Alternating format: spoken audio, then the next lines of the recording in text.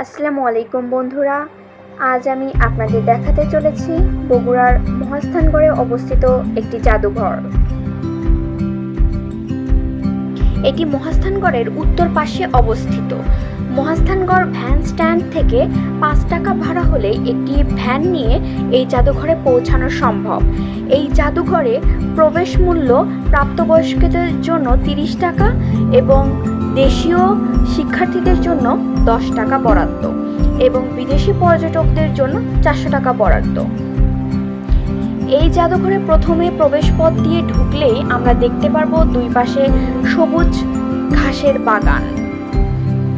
এই বাগানগুলোতে বিভিন্ন সময়ের সংরক্ষিত বিভিন্ন পাথর দেখা যায়। এই প্রবেশপথে আগের টেরাকোটা সমেত কিছু দরজার কাঠামো আমরা দেখতে পাবো। এখানে প্রচুর পর্যটক এটি দেখার জন্য ভিড় করে।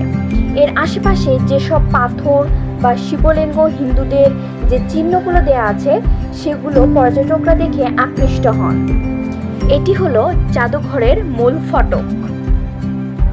এখানে আমরা অনেক পর্যটক দেখতে পাচ্ছি। দুপাশে সবুজে ঘাসে ভরা অনেক সুন্দর মনোরম পরিবেশ দেখা যাচ্ছে। এটি হলো মহাস্থান প্রত্নতাত্ত্বিক জাদুঘর। এই জাদুঘরের পিছনের জিনিসপত্রের অনেক ইতিহাস রয়েছে, সেগুলো জানবো আজকে আমরা এই ভিডিওতে। এখানে পরশুরাম নামে এক রাজা ছিল, যিনি এই পুণ্ডনগর শাসন করতেন। এই জাদুঘরের ভিতরে প্রবেশের পর এখানে ভিডিও করার কোনো অনুমতি নেই, তবে আমি কর্তৃপক্ষকে জানিয়ে ভিডিও করার অনুমতি নিয়েছিলাম। এর ভিতরে টেরাকোটা সমেত অনেক রকমের পাথর, মূর্তি, হিন্দু ধর্মের চিহ্ন সহ আরো অনেক কিছু দেখা যায়। এছাড়াও এখানে মাটির তৈরি জিনিসপত্র, তৈজসপত্র, ছাড়ি, চাকু ইত্যাদি দেখা যায়।